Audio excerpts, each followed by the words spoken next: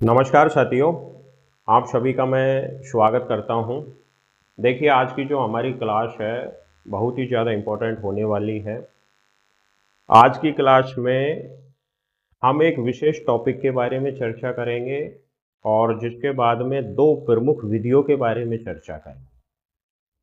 साथियों, ये दो प्रमुख विधियां हैं, आगमन और निगमन विधि।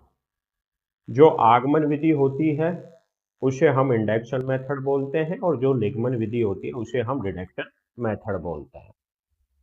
एक थोड़ा सा लॉजिक इसमें छुपा हुआ है और लॉजिक ये है कि नेट जेआरएफ के अगर फर्स्ट पेपर की चर्चा करते हैं तो आगमन और निगमन विधि टीचिंग एप्टीट्यूड में है, और वहीं नेट जेआरएफ के सेकंड पेपर यानी सब्जेक्ट की चर्चा करते हैं तो ये टॉपिक आपके रिसर्च मेथोडोलॉजी में दे रहे हैं। तो वो मुद्दा नहीं होना चाहिए चर्चा का। हाँ, मैं इतना विश्वास दिलाता हूँ कि आज की क्लास देखने के बाद में चाहे नेट जेआरएफ के फर्स्ट पेपर की चर्चा करो, चाहे नेट जेआरएफ के सब्जेक्ट की चर्चा करूं, यहां से कोई प्रश्न पूछा जाएगा, गलत होने की संभावना लगभग खत्म हो जाए। जिस भाव उद्देश्य और लगन के साथ मैं क्लास बनाता हूं वही भाव उद्देश्य और लगन भी आपका होना चाहिए। मेरा कहने का तात्पर्य यह होता है, बनाने के लिए बहुत ज़्यादा मशक्कत करनी पड़ती है, अपने आप में कोई परिपूर्ण नहीं होता। भले ही मैं एक शिक्षक की भूमिका में हूँ, लेकिन इसका मतलब ये नहीं है कि मैं सर्वगुण संपन्न हूँ या मुझे सब कुछ आता है। प्रत्येक टॉपिक पर क्लास बनाने के लिए कई घंटे मेहनत करनी पड़ती है, आसान लैंग्वेज में कंटेंट तैयार करना पड़ता है। इस बात का भी विशेष ध्यान रखा जाता है कि ये कंटेंट एग्जाम ओरिएंटेड है अथवा नहीं, है ना। तो आपको भी चाहिए कि आप मेरी मेहनत की कदर करो।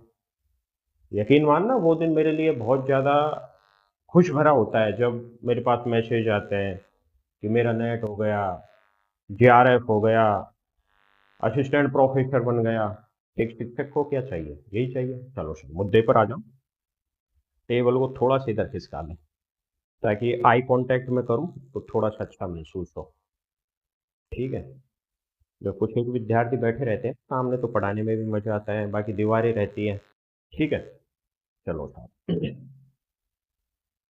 अब देखो, सबसे पहली बात तो आज की क्लास में अंग्रेजी के टर्म्स का प्रयोग करूंगा, क्योंकि उसका कारण ये होता है कि प्रत्येक परीक्षा, चाहे मैं नेट जेआरएफ की चर्चा करूं, चाहे मैं असिस्टेंट प्रोफेसर की चर्चा करूं या पीजीटी वगैरह की चर्चा करूं, प्रत्येक एग्जाम में 4-5 प्रश्न ऐसे आते हैं जो अंग्रेजी टर्म्स को लेकर पूछे जाते हैं।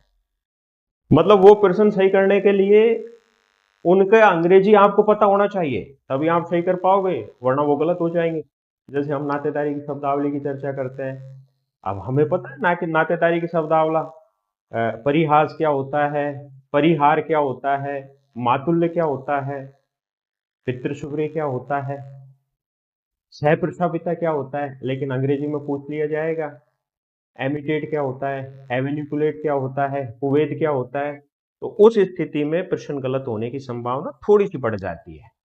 विशेष ध्यान रहे कि अंग्रेजी को भी साथ में लेकर चले, है ना। तो आज की क्लास में अंग्रेजी पर मैं थोड़ा सा ज्यादा ध्यान दूंगा। सबसे पहली बात तो आप ये समझ लीजिए कि ये जो आगमन और निगमन विधि है ना, इसके अगर हम फाउंडिंग की चर्चा करते हैं, इसके फाउंडर की, तो मिस्टर अरस्तु इसके फाउंडर थे।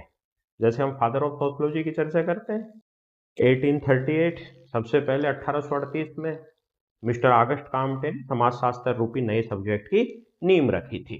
उसी तरीके से आगमन और निगमन विधि के फाउंडर कौन है? मिस्टर अरस्तु। अब देखो, आगमन और निगमन विधि की मैं चर्चा करूं उससे पहले, जैसा कि मैंने आपसे कहा कि ये रिसर्च मेथोडोलॉजी में दे रखा है आपके सिलेबस में। अब रिसर्च क्या होता है? अनुसंधान। या तो हम कोई वर्तमान व्यवस्था में बदलाव करना चाहते हैं, ठीक है ना, या पहले कोई कार्य हो चुका है उसकी हम पुष्टि करना चाहते हैं, या पहले कोई सिद्धांत दे रखा है उसका सत्यता का पता लगाना चाहते हैं। जैसे हम न्यूटन साहब की चर्चा करते हैं, न्यूटन साहब ने गुरुत्वाकर्षण का नियम दिया था, न्यूटन साहब ने गति का प्रथम, द्वितीय और तृतीय नियम दिया। अब उन नियमों की पुष्टि करने के लिए अभी हम अनुसंधान करेंगे ना, बाकी हम कैसे मान लेंगे? न्यूटन साहब यूं कहते हैं कि पृथ्वी अपनी तरफ वस्तुओं को इसलिए खींच पाती है या अपनी तरफ इसलिए आकर्षित कर पाती है कि पृथ्वी में ग्रेविटी पावर होती है। अब भाई है या नहीं है, अब जैसे मेरे हाथ में मोबाइल है, अब ग्रेविटी को चेक करने के लिए मैं मोबाइल को पटकूंगा, ठीक है ना। तो ये भी तो अनुसंधान ही हुआ ना। न्यूटन साहब की पुष्टि करने के लिए मुझे मोबाइल को गिराना पड़ा, दैट इज रिसर्च। इसे हम क्या कहेंगे, अनुसंधान कहेंगे। इस चीज का भी विशेष ध्यान रहे कि कोई भी अनुसंधान करने के लिए प्रत्येक का अपना एक स्ट्रक्चर होता है। जैसे मैं आज की क्लास की चर्चा करता हूं, नेट जेआरएफ सोशियोलॉजी, ये जो टॉपिक दे रखा है ना, इंडेक्शन और डिटेक्शन, ये साथियों रिसर्च डिजाइन में दे रखा है, शोध अभिकल्प के अंतर्गत है। और शोध अभिकल्प का ही हिस्सा होता है स्टेप ऑफ रिसर्च, अनुसंधान के चरण। एक ना एक प्रश्न प्रत्येक परीक्षा में अनुसंधान के चरण पूछे जाते हैं। तो सबसे पहली बात, अगर अनुसंधान के हम पहले चरण की चर्चा करते हैं तो पहला चरण है फॉर्मुलेशन ऑफ रिसर्च। ध्यान रखना, कोई भी अनुसंधान करने के लिए सबसे पहले समस्या होनी चाहिए। अगर आपके पास समस्या ही नहीं है तो आप अनुसंधान नहीं कर सकते। और साथियों, ये जो समस्या होती है ना, समस्या को ही हम टॉपिक बोलते हैं। नॉर्मली आपने सुना भी होगा, कहते हैं कि भाई तेरा पीएचडी किस पे चल रहा है, गुरुजी मेरा तो पीएचडी इस पे चल रहा है। एमफिल किस टॉपिक पे किया, गुरुजी इस टॉपिक पे किया, है ना। तो ये जो प्रॉब्लम होती है इसी को हम टॉपिक बोलते हैं।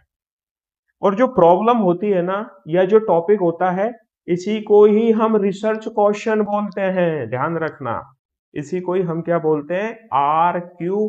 आरक्यू का मतलब होता है शोध प्रश्न यानी रिसर्च क्वेश्चन।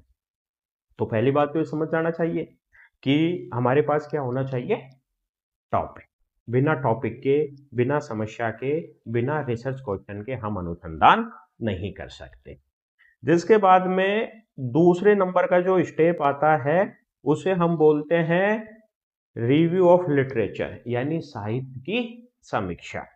अब जैसे मान लेते हैं मैं अपने एमफिल के टॉपिक की चर्चा करता हूं। मेरा एमफिल का टॉपिक है, लिख देता हूं, मेरा एमफिल का टॉपिक ग्रामीण समुदाय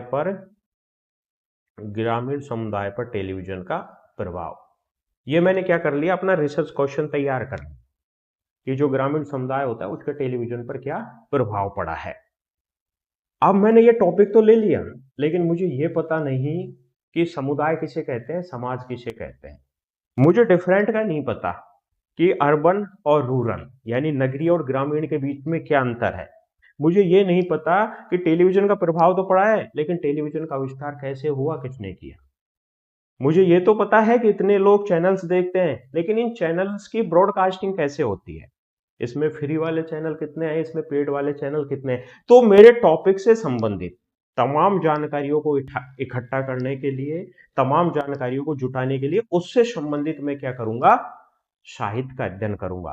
किताबें साहित्य हो सकती है, उससे संबंधित पत्र पत्रिकाएं साहित्य हो सकती है, ऑनलाइन ऑफलाइन माध्यम कोई भी साहित्य हो सकता है। तो सेकंड नंबर का जो होता है स्टेप ऑफ रिसर्च में, उसे बोलते हैं हम रिव्यू ऑफ लिटरेचर यानी साहित्य की समीक्षा।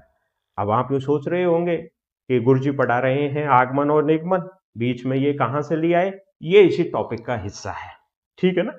और तीसरे नंबर का जब हम चर्चा करते हैं वो होता है डेवलपिंग ऑफ हाइपोथेसिस। हम क्या करेंगे, परिकल्पना का निर्माण करेंगे। अब भाई मान लेते हैं मैंने टॉपिक का चुनाव तो कर लिया, ग्रामीण समुदाय पर टेलीविजन का प्रभाव, ये मैंने टॉपिक का चुनाव किया। जब हम कोई भी काम करते हैं ना, या काम करने से पहले हम उसकी रूपरेखा बताते हैं, दिमाग में पिक्चर तैयार करते हैं, तो उसके रिजल्ट के बारे में सोच लेते हैं। तो ये जो रिजल्ट के बारे में सोच लेते हैं ना, कि जैसे मेरा ये काम कंप्लीट होगा तो इसके बाद क्या क्या फाइंडिंग आएंगी, दैट इज हाइपोथेसिस। इसे ही हम क्या बोलेंगे, परिकल्पना या उपकल्पना बोलेंगे। जैसे एक दिन क्लास में मैंने बताया भी था, मेरे सामने ये बैठा हुआ है मिस्टर प्रबोध, इसकी जॉब नहीं लगी है।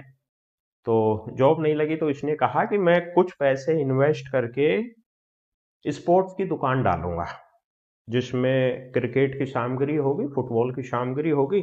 डालूंगा, डाली नहीं है अभी। और ये अभी दुकान नहीं डाली, जगह का निर्धारण नहीं किया, अभी उसमें एम्प्लॉय नहीं रखे, अभी से अर्निंग के बारे में सोचने लग गया कि इतनी अर्निंग आएगी, उन पैसों का मैं यहाँ पे इन्वेस्ट करूंगा, अच्छी जगह मेरी शादी होगी, अच्छे बच्चे होंगे, बच्चे अच्छी स्कूल में पढ़ेंगे, डेट इज हाइपोथेसिस। काम स्टार्ट नहीं किया है लेकिन रिजल्ट के बारे में पहले ही सोचना, डेट इज हाइपोथेसिस। उसे ही हम क्या कहेंगे, प्रकल्पना या उपकल्पना। तो जो तीसरे नंबर का होता है उसे हम क्या कहेंगे, डेवलपिंग ऑफ हाइपोथेसिस। जिसके बाद में चौथे नंबर का होता है रिसर्च डिजाइन को हम क्या करेंगे, तैयार करेंगे। किस तरीके से हमें अनुसंधान करना है उसकी प्रिपरेशन हम किस में करेंगे, रिसर्च डिजाइन में। कि कितने सैंपलिंग्स होंगे, ठीक है, उन सैंपलिंग्स में कौन कौन से यूनिट्स होंगे, कितनी फीमेल्स होंगी, कितने मेल्स होंगे, उनमें से कितने साक्षर होंगे, कितने निरक्षर होंगे, कितने गवर्नमेंट एम्प्लॉय होंगे और कितने खेती बाड़ी करने वाले होंगे। तो ये जो कार्य किया जाता है वो किस में किया जाता है, रिसर्च डिजाइन में किया जाता है। ये है ना इंडक्टिव और डिडक्टिव, ये रिसर्च डिजाइन का ही मेथड्स है, ध्यान रखना। और फिर जिसके बाद में डिटरमिनिंग सैंपल डिजाइन, अगला जो स्टेप आएगा हमें निदर्शनों का चुनाव करना पड़ेगा। जैसे मैंने अपने एमफिल का टॉपिक लिया ग्रामीण समुदाय पर टेलीविजन का प्रभाव। मेरे गांव की जनसंख्या लगभग 3000 है। 3000 लोगों का मैं सबका अलग अलग रिसर्च नहीं कर सकता, तो मैंने क्या किया कि 3000 में से 200 लोगों का सिलेक्शन कर लिया, टोटल पॉपुलेशन। और ये जो टोटल पॉपुलेशन होती है ना, इसे हम समग्र बोलते हैं। जो सैंपल लिया जाता है वो टोटल पॉपुलेशन का रिप्रेजेंटेशन, छोटा रूप होता है। और जो छोटे रूप पर हम जब रिसर्च करते हैं उसको साथियों यूनिवर्स पे अप्लाई कर देते हैं, दैट इज सैंपल प्रोसेस। तो मैंने क्या किया, 3000 में से 200 लोगों का सिलेक्शन कर लिया, जो रिजल्ट आया उसको यूनिवर्स पे अप्लाई कर लिया, दैट इज सैंपल्स। तो यहां पर जो अगला स्टेप होगा वो यही होगा, डिटरमिनिंग सैंपल डिजाइन, यानी हम क्या करेंगे, निदर्शनों का निर्धारण करेंगे। आ गया समझ में।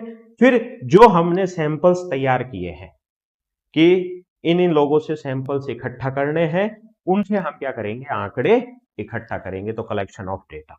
अगला जो स्टेप आ जाएगा वो आ जाएगा कलेक्शन ऑफ डेटा। फिर जिसके बाद में अगला है एग्जीक्यूशन ऑफ प्रोजेक्ट, यानी हमारा जो प्रोजेक्ट है ना उसका हम क्या करेंगे, निर्धारण करेंगे। फिर जिसके बाद में जो डाटा आए हैं उन डाटा का क्या करेंगे, एनालिसिस करेंगे। फिर जो हमने हाइपोथेसिस बनाई थी, जो स्पोर्ट्स की दुकान खोलने वाला था और स्पोर्ट्स की दुकान के जो फाइंडिंग पहले ही सोच लिए थे, उनकी टेस्टिंग कि क्या मैंने जो सोचा था वो बातें सही हैं या नहीं है, वो हाइपोथेसिस टेस्टिंग कब होती है, आंकड़े इकट्ठा होने के बाद में, मतलब दुकान खुलने के बाद में। जिसके बाद में हम जनरलाइजेशन कर लेंगे, उनका इंटरप्रिटेशन कर लेंगे, निर्वचन कर लेंगे और प्रिपरेशन ऑफ रिपोर्ट, यानी हम रिपोर्ट को प्रस्तुत कर देंगे। ये क्या होते हैं साथियों, स्टेप के चरण होते हैं। अब ध्यान रखना, आप यूं कहोगे कि गुरुजी एक क्लास में आपने दूसरे भी बताए थे, है ना। मैं आपको बताना चाहता हूं कि अनुसंधान के चरण जरूरी नहीं कि वो 10 ही हो, अनुसंधान के चरण ये भी जरूरी नहीं है कि वो 15 या 20 ही हो, कितने भी चरण हो सकते हैं। लेकिन जो एक आइडल स्टेप होता है ना, वो आइडल स्टेप मैंने यहाँ पे फॉलो किया है। एक बार मैं रिमाइंडर कर देता हूं। सबसे पहले फॉर्मुलेशन ऑफ रिसर्च डिजाइन, सबसे पहले हमारे पास क्या होनी चाहिए, समस्या होनी चाहिए, ठीक है ना, और जिसे हम रिसर्च क्वेश्चन भी बोलते हैं।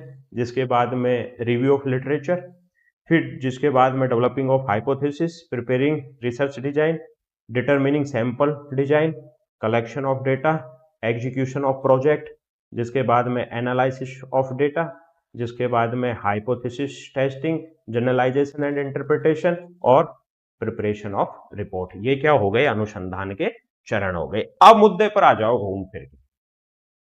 अब हम पढ़ रहे हैं कि इंडक्टिव और डिडक्टिव मेथड्स क्या होता है। साथियों जब हम, ध्यान रखना, जब हम नीचे से ऊपर की तरफ जाते हैं, जब किसी भी अनुसंधान में हम नीचे से ऊपर की तरफ जाते हैं, यानी हम बॉटम से अप की तरफ जाते हैं, तो वो तो हो जाता है आपका आगमन विधि। और आगमन विधि को क्या बोलते हैं हम, इंडक्टिव रिसर्च बोलते हैं। और जब ध्यान रखना, जब हम टॉप से डाउन यानी ऊपर से नीचे की तरफ जाते हैं उसे हम क्या कहते हैं, डिडक्टिव रिसर्च। अब कंफ्यूजन क्रिएट हो गया ना कि बॉटम से अप क्या होगा, नीचे से ऊपर क्या होगा और ऊपर से नीचे क्या होगा। ध्यान रखना, जब कोई थ्योरी बनाई जाती है जब कोई सिद्धांत बनाया जाता है तो साथियों वो जो प्रोसेस होता है ना, उस प्रोसेस को हम कहते हैं बॉटम से अप, यानी नीचे से ऊपर की तरफ। जैसे हम चर्चा करते हैं, गुरुत्वाकर्षण के नियम की चर्चा कर लेते हैं, ठीक है। हम गुरुत्वाकर्षण के नियम की चर्चा कर लेते हैं। अब साथियों ये जो गुरुत्वाकर्षण का नियम है ना, ये किसने दिया था? मिस्टर न्यूटन ने दिया था, ठीक बात है ना। जब मिस्टर न्यूटन साहब ने गुरुत्वाकर्षण का नियम इजाद किया तो उन्होंने जो पहली बार काम किया था ना, तो उनका काम क्या कहलाएगा? इंडक्टिव रिसर्च कहलाएगा। जब कोई व्यक्ति, बहुत मजेदार चीज बता रहा हूं समझना, जब किसी अनुसंधान में कोई व्यक्ति पहली बार किसी थ्योरीज यानी किसी सिद्धांत का निर्माण करता है, that is bottom to up, उसे ही हम क्या कहते हैं? पैंदे से ऊपर की तरफ वाला प्रोसेस। और ध्यान रखना, अब आपको पता होना चाहिए कि लगभग 150-200 साल पहले न्यूटन साहब ने गुरुत्वाकर्षण का नियम दे दिया था, या उन्होंने गति के 3 नियम दे दिए थे, पहला, दूसरा और तीसरा नियम। अब हम क्या कर रहे हैं? उनका परीक्षण अब कर रहे हैं कि जो न्यूटन साहब बता के गया था लगभग 200 साल पहले, उसमें कितनी सत्यता है। जब हम किसी थ्योरीज को या किसी के सिद्धांत को वेरीफाई करते हैं, तो साथियों जो वेरीफाई करने का प्रोसेस होता है ना, वो क्या कहलाता है? अप टू डाउन या टॉप टू डाउन। आ गया समझ में? किसी भी अनुसंधान में इसको इस तरीके से समझना, स्टेप ऑफ रिसर्च का जो आज की क्लास में बताया है उसकी सार्थकता यही है कि किसी भी अनुसंधान में जो सबसे टॉप लेवल का होता है उसको क्या कहते हैं? हाँ, थ्योरी। कोई भी अनुसंधान में जो सबसे टॉप लेवल का स्टेज होता है ना, उसे हम क्या कहते हैं? थ्योरी कहते हैं। यानी जो फॉर्मुलेशन ऑफ रिसर्च है ना, ये बॉटम हो गया, ध्यान रखना, ये हो गया बॉटम, यानी ये हो गया पैंदा, और ये जो सबसे लास्ट का होता है ना थ्योरी निर्माण, ये हो गया आपका टॉप। तो जो सबसे टॉप लेवल का होता है किसी भी अनुसंधान में, वो भाई साहब क्या होता है? थ्योरी यानी सिद्धांत होता है। जैसे मान लेते हैं मेरे पास कोई टॉपिक है, और टॉपिक मतलब वही रिसर्च क्वेश्चन, या मेरे पास कोई समस्या है, और समस्या ये है कि एक गांव है और उस गांव का नाम है रामपुरा, कि रामपुरा गांव के बच्चे हैं ना, उनके बहुत सारे बच्चों के डायरिया हो रहा है, ठीक है ना। बहुत सारे बच्चे हैं जिनके हैजा हो रहा है, बहुत सारे बच्चे ऐसे हैं जिनके टाइफाइड हो रहा है, और बहुत सारे बच्चे ऐसे हैं जिनके हेपेटाइटिस ए हो रहा है। अब चूंकि हमें पता है कि चाहे हम डायरिया की बात करें, पेचिस की बात करें, हेपेटाइटिस ए की बात करें, या टाइफाइड की बात करें, ये सारे प्रदूषित पानी से होते हैं। भाई ये तो हमारे दिमाग में पिक्चर आ गई है कि ये लोग जरूर कोई गंदा पानी पीते होंगे, ठीक है। अब फिर पीते होंगे, अभी मैंने चेक नहीं किया है, अभी मेरे पास एक समस्या तो आ गई, मेरे पास रिसर्च क्वेश्चन तो आ गया कि इस गांव के बच्चे बीमार हो रहे हैं, तो मुझे इस पर रिसर्च करना है, मेरे पास ये टॉपिक तो आ गया। फिर मैंने सोच लिया पहले कि पीते होंगे, मतलब हाइपोथेसिस हो गई। फिर मैं फील्ड में गया, मैंने सैंपल्स कलेक्ट किए, पहले तो सैंपल्स का निर्धारण किया, फिर सैंपल्स कलेक्ट किए, उनका एनालिसिस किया, फिर मुझे पता चला कि वास्तविकता क्या है। फिर वो आंकड़े आए, तो मैंने जो हाइपोथेसिस बनाई ना, उस हाइपोथेसिस को क्या किया? मैंने टेस्ट किया, तो फिर फाइनली एक थ्योरीज निकल कर आ गई। देखो शुरुआत कहां से करी? रिसर्च क्वेश्चन से। फाइनली चलते चलते चलते चलते चलते चलते चलते एक थ्योरीज निकल कर आ गई कि हाँ, गंदा पानी पीने से अमुक अमुक समस्याएं बच्चों में पैदा हो रही है। तो जो थ्योरीज होती है ना, इस लाइन को दिमाग में बहुत अच्छे तरीके से सेट कर लीजिए कि किसी भी अनुसंधान में जो थ्योरीज होती है वो सबसे अपर लेवल का प्रोसेस होता है, सबसे लास्ट लेवल का प्रोसेस होता है। आ गए? ये चीज आपके समझ में आ गई तो इंडक्टिव डिडक्टिव है ना, बहुत अच्छे तरीके से समझ में आ जाएगा। तो ध्यान रखना कि जो इंडक्टिव, जिसे हम आगमन मेथड्स कहते हैं, आगमनात्मक मेथड्स कहते हैं, ये साथियों बॉटम टू अप चलता है। यानी जब हम किसी थ्योरीज का निर्माण खुद कर रहे हैं, खुद हम अनुसंधान करता है, किसी थ्योरीज का निर्माण कर रहे हैं, दैट इज इंडक्टिव रिसर्च। आ गया समझ में? फिर जिसके बाद में डेवलप थ्योरी ऑब्जर्वेशन, जब हम किसी थ्योरी को क्या कर रहे हैं, डेवलप कर रहे हैं। पहले से कोई थ्योरी डेवलप है और उसका हम एग्जामिनेशन करेंगे, दैट इज डिडक्टिव, वो निगमनात्मक होगी। लेकिन पहली बार हम किसी थ्योरी को डेवलप करेंगे, दैट इज इंडक्टिव। ठीक है ना। Used in exploratory research, exploratory को बोलते हैं खोज, जब हम किसी नई खोज के लिए अनुसंधान करते हैं, जब पहली बार खोज के लिए हम अनुसंधान करते हैं, दैट इज इंडक्टिव रिसर्च। और ये जो इंडक्टिव रिसर्च होता है ना, ये फ्लेक्सिबल होता है, एडेप्टेबल होता है। फ्लेक्सिबल इसलिए होता है कि इसमें हम खुद अनुसंधान करता है, हम इसमें फेरबदल कर सकते हैं, हम वातावरण के अनुसार अनुकूलित हो सकते हैं। इसीलिए जो इंडक्टिव मेथड्स होता है फ्लेक्सिबल होता है, एडेप्टेबल होता है, और इसमें नई फाइंडिंग्स सामने आती है। ये इंपॉर्टेंट है, इसमें न्यू फाइंडिंग सामने आती है। फिर जिसके बाद में relies more on qualitative analysis, ये बहुत इंपॉर्टेंट है कि साथियों, ये जो आपका इंडक्टिव रिसर्च है ये क्वालिटेटिव रिसर्च पर आधारित होता है। क्वालिटेटिव रिसर्च इसलिए होता है कि यहां पर एक अनुसंधानकर्ता स्वयं क्या कर रहा है, एक्टिविटीज कर रहा है। ध्यान रखना, इंडक्टिव मेथड्स में क्वालिटेटिव रिसर्च के द्वारा जो आंकड़े आते हैं उन्हें क्वांटिटेटिव रिसर्च में तब्दील किया जाता है। तो यहां पर समझ में आ गया। एक बार मैं फिर रिमाइंडर कर देता हूं कि इंडक्टिव रिसर्च होता है वो बॉटम टू अप जाता है। इंडक्टिव जो रिसर्च होता है उसमें नई थ्योरीज को डेवलप किया जाता है। इंडक्टिव रिसर्च होता है वो एक खोजपूर्ण होता है। इंडक्टिव रिसर्च होता है वो फ्लेक्सिबल यानी शिथिल होता है, ठीक है, वो अनुकूलित होता है, उसमें नई फाइंडिंग सामने आती है।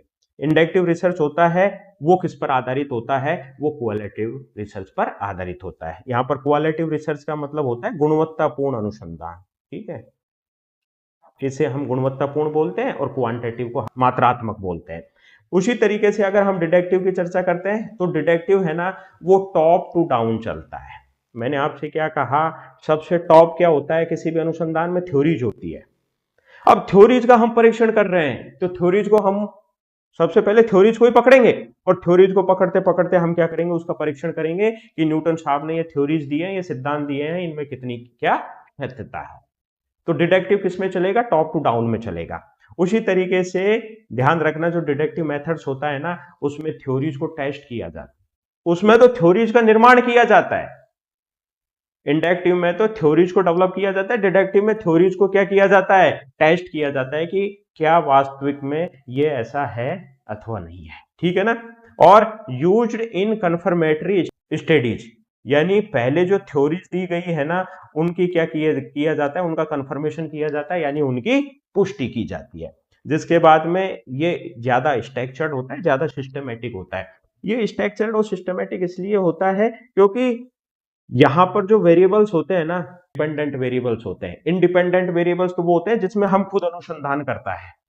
अब ये साथियों डिपेंडेबल्स वेरिएबल्स इसलिए होते हैं कि न्यूटन साहब ऑलरेडी ऐसा कर चुके हैं, तो हम उन्हीं की बातों को मद्देनजर रखते हुए, उन्हीं एनवायरमेंट को मद्देनजर रखते हुए, उन्हीं फैक्टर्स को काम में लेते हुए क्या करते हैं, रिसर्च करते हैं। इसीलिए ये ज्यादा स्ट्रक्चर्ड भी होता है और ये ज्यादा सिस्टमेटिक भी होता है। और ये साथियों प्रमुख रूप से किस पर डिपेंड करता है, ये मात्रात्मक है ना, क्वांटिटेटिव एनालिसिस पर, ये मात्रात्मक एनालिसिस पर निर्भर करता है। अब देखो साहब, यहां तक समझ में आया, कोई कंफ्यूजन? एक बार मैं रिमाइंडर कर देता हूं ताकि और अच्छे से समझ में आ जाएगा। आज की क्लास में हम इंडक्टिव और डिडक्टिव दो मेथड्स के बारे में चर्चा कर रहे हैं। जो इंडक्टिव मेथड्स होता है उसे हम आगमनात्मक विधि बोलते हैं और जो डिडक्टिव मेथड्स होता है उसे हम निगमनात्मक विधि बोलते हैं। एक व्यक्ति हुए थे जिनका नाम था अरस्तु। अरस्तु ने सबसे पहले इंडक्टिव और डिडक्टिव जो मेथड्स हैं इनको काम में लिया था। साथियों अगर हम इंडक्टिव मेथड्स की चर्चा करते हैं, इंडक्टिव मेथड्स है ना वो नीचे से ऊपर की तरफ जाता है, ठीक है ना, यानी वो रिसर्च क्वेश्चन से थ्योरीज की तरफ जाता है। इसको इस तरीके से समझ लीजिए कि ये है ना इंडक्टिव मेथड्स, ये रिसर्च क्वेश्चन से प्रारंभ होगा और ये कहां जाएगा, थ्योरीज की तरफ जाएगा। वही साथियों डिटेक्टिव की बात करते हैं, ये थ्योरी से उसके टेस्टिंग की तरफ जाता है, ठीक है ना। इंडक्टिव मेथड्स में हम थ्योरीज को ढूंढते हैं, ध्यान रखना, इंडक्टिव मेथड्स में हम थ्योरीज को ढूंढते हैं, डिडक्टिव मेथड्स में हम थ्योरीज का टेस्ट करते हैं। इंडक्टिव मेथड ज्यादा फ्लेक्सिबल होता है, ठीक है ना, और प्रमुख रूप से ये गुणवत्तापूर्ण एनालिसिस पर आधारित होता है। उसी तरीके से डिडक्टिव होता है, ये टॉप टू डाउन चलता है, इसमें थ्योरीज को टेस्टिंग किया जाता है, उनका कंफर्मेशन पुष्टि की जाती है। ये ज्यादा स्ट्रक्चर्ड होता है, ज्यादा सिस्टमेटिक होता है और प्रमुख रूप से मात्रात्मक एनालिसिस पर ये आधारित है। आ गया यहां पर समझ में। अब देखो सर आगे बढ़ते हैं, यहां पर ये दे भी रखा है, अगर हम इंडक्टिव मेथड्स की बात करते हैं ना, तो इंडक्टिव मेथड्स में सबसे पहले ऑब्जर्वेशन वही पहले रिसर्च क्वेश्चन बनाएंगे, डाटा कलेक्शन करेंगे और फिर उनका निर्धारण करेंगे, है ना। तो इसमें सबसे पहले ऑब्जर्वेशन आ जाएगा, पैटर्न्स आ जाएगा, टेंटेटिव हाइपोथेसिस आ जाएगी और सबसे बाद में क्या आ जाएगी, थ्योरी आ जाएगी। मतलब ये किस पे जा रहा है, बॉटम टू अप जा रहा है, इसको ऐसे समझो, ये बॉटम टू अप की तरफ जा रहा है ना, और जिसके बाद में ये अप टू डाउन जा रहा है, ये होता है इसका मतलब। और डिटेक्टिव है, उसमें सबसे पहले हम किसी थ्योरीज को उठाएंगे, ठीक है ना, फिर हाइपोथेसिस, फिर ऑब्जर्वेशन, और जिसके बाद में किसी ने कोई थ्योरी दी है वो सही है या नहीं है, कंफर्मेशन की तरफ हम जाएंगे, ठीक है ना। इसमें जो पहला स्टेप हो जाएगा ऑब्जर्वेशन, और इसमें जो स्टेप हो जाएगा उसे हम क्या कहेंगे, कंफर्मेशन। आ गया समझ में। अगर हम इसमें और अंतरों की चर्चा करें तो यहां पर समझ जाइए कि इंडक्टिव है ना, वो इनिशियल स्टेज पर किया जाता है, किसी भी अनुसंधान के इनिशियल, क्योंकि प्रारंभिक स्तर है। प्रारंभिक स्तर इसलिए है कि पहले इसका निर्माण नहीं हुआ है भाई, पहले जिसका निर्माण हुआ है वो तो डिटेक्टिव में आएगा, पहले थ्योरीज नहीं है, तो ये इनिशियल स्टेज पर किया जाता है और स्पेसिफिक इंफॉर्मेशन के साथ किया जाता है, नई थ्योरी डेवलप की जाती है, बॉटम से अप चलता है, ये स्पेसिफिक टू जनरल चलता है। ध्यान रखना, थ्योरीज क्या होती है, जनरल होती है, हमेशा ध्यान रखना, थ्योरीज जनरल होती है। देखो मैंने स्टेप ऑफ रिसर्च बताया था ना, तो सबसे लास्ट में देखना जनरलाइजेशन।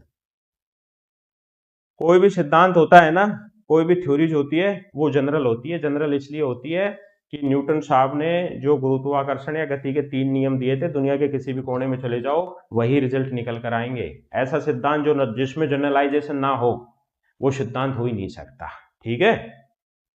तो इसीलिए ये जो है ना इंडक्टिव, ये स्पेसिफिक टू जनरल चलता है, क्वालिटेटिव रिसर्च पर आधारित होता है, और रिव्यू ऑफ लिटरेचर का क्या होता है, लेस रोल होता है, कम रोल होता है, ठीक है।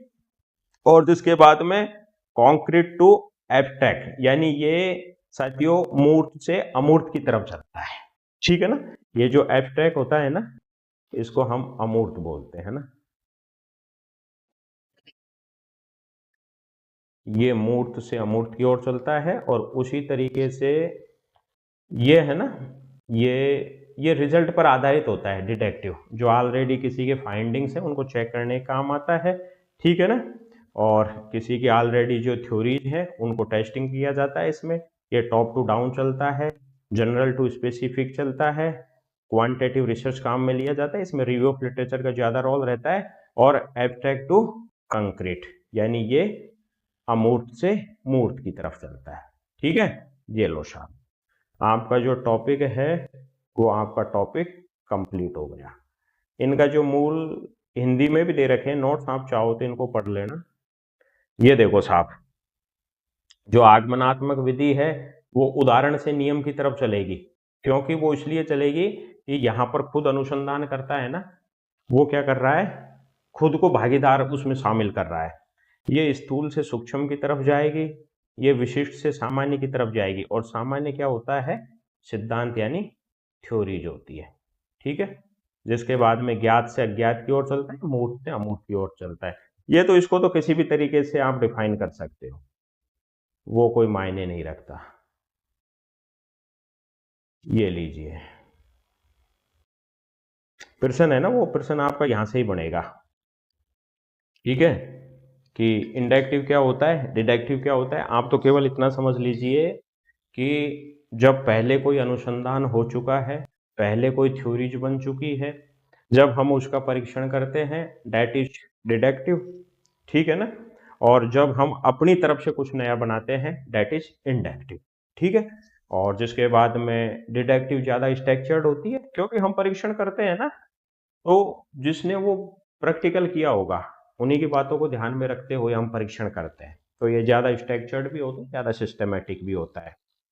नई खोज है जो इंडक्टिव में की जाती है, ठीक है। और ज़्यादा फ्लेक्सिबल होता है वो इंडक्टिव रिसर्च होता है, ठीक है। इंडक्टिव रिसर्च क्वालिटेटिव बेस होता है और डिडक्टिव रिसर्च है वो क्वांटिटेटिव बेस होता है। उम्मीद करता हूँ कि आज की क्लास, आज का कंसेप्ट अच्छे से समझ में आ गया होगा। अच्छे से मेहनत करें, मेरी शुभकामनाएं आपके साथ है। Thank you.